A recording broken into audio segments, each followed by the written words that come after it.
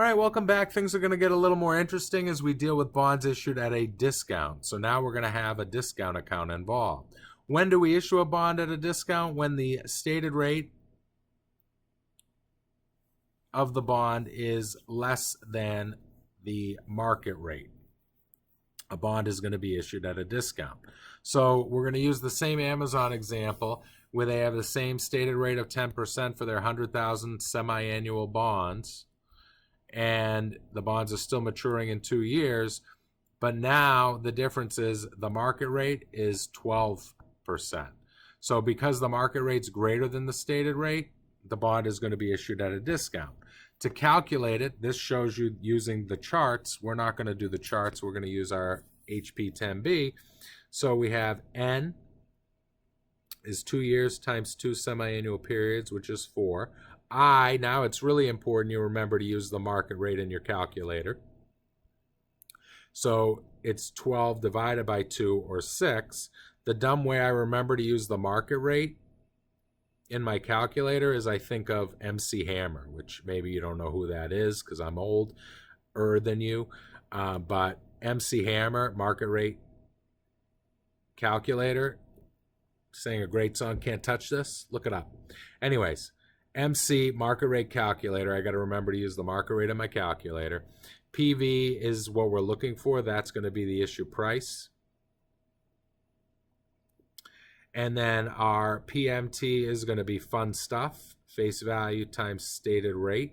So that's going to be 100,000 times the stated rate of 5%. Remember, I got to cut the 10% in half, which is 5,000. And then future value is the face value. So that's 100,000. So if we pop that into our HP10B, we should get a similar answer to what the textbook has. So 4 is N, 6 is I, 5,000 negative is my payment, 100,000 negative is what I pay back at the end, the future value or face value of the bond. And then the PV comes out to 96,534, and rounded it comes out to 535, so it's the same as what the textbook calculated here. So we're going to use our financial calculator to do it, but ultimately before I even started plugging numbers into my HP10B, I knew the answer had to be less than 100,000 because the bond was sold at a discount. Why was it sold at a discount? Because the bond pays 10 and the market demands 12. The only way you're going to sell your bond that pays a lower interest rate is if you discount it. You give a deal. That's how you unload things that people don't really want. You put it on clearance. So that's what we're doing here.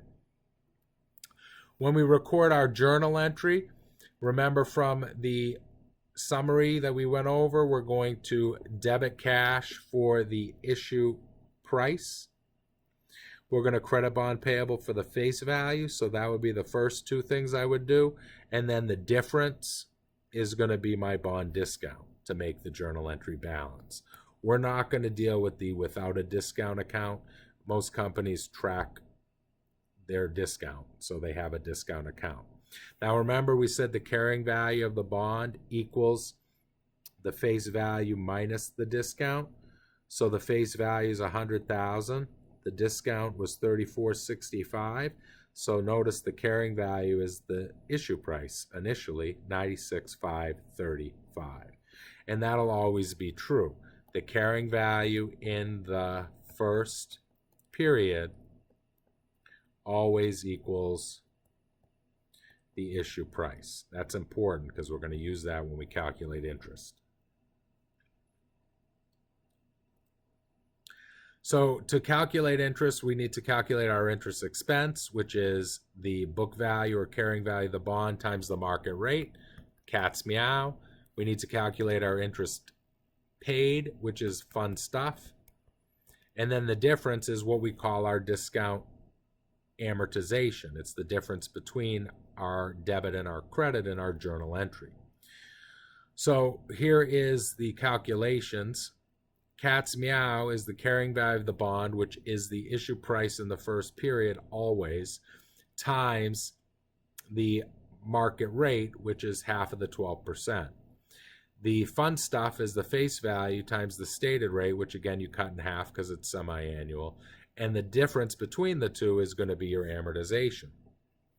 The way I would do it is I just do my journal entry where I debit interest expense for carrying value times market rate, cat's meow, and I would credit cash for the face value times the stated rate. The discount amortization is simply the difference in order to make my journal entry balance. This amount here is the discount of, or the amortization of the bond discount, and this is going to result in changing the face value, or excuse me, the carrying value of the bond. So what it really does is it reduces the discount. So over the life of the bond, discounts and premiums get eliminated and go down to zero. So over the life of the bond, discounts or premiums get eliminated and go down to zero. And what happens then is that the carrying value ends up moving towards face value. So if we reduce our discount started at the 100,000 minus the issue price of 96,535. So our discount was 34.65. Then we're amortizing the discount 765. I don't know where I got that number. 792. Which means the new discount is 2673, which means our new carrying value is going to be 100,000 minus 2673, which is 97,327. That's a lot of work to get my new carrying value.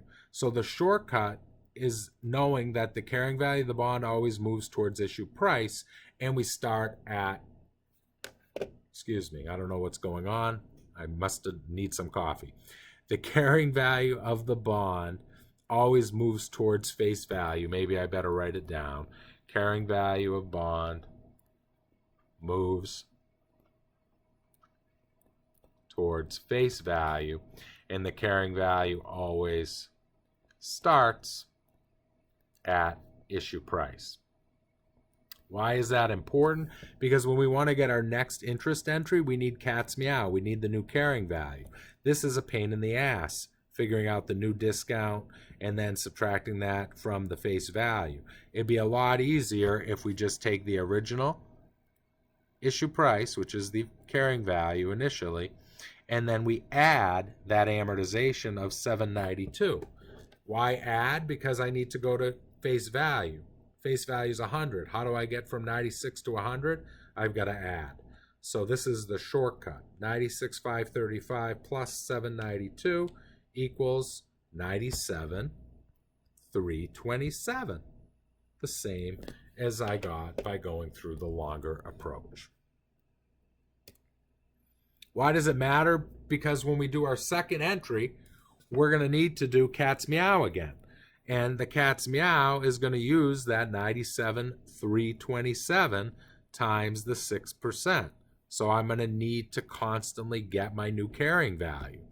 And then the cash, once I get it once, I don't have to redo it because it doesn't change. So that's good news. The cash paid stays the same. And then the difference, again, is my bond discount. Amortization. Now, if I was going to move forward and do the third period, I'd need a new carrying value. So the carrying value at the end of period 2 is going to be the 97,327 plus that 840 amortization that we just calculated, which comes out to 98,167. That 98,167 is the carrying value at the end of period 2, and it would also be used to calculate period 3's interest. Kind of like depreciation, it's useful to see all of this in a chart. So this is a bond discount amortization schedule, and you can see some important things here. One is that the cash paid is always face value times stated rate, and as I mentioned, that doesn't change. It stays at 5,000 every single period. Interest expense, on the other hand, is carrying value times market rate, and that carrying value changes each period.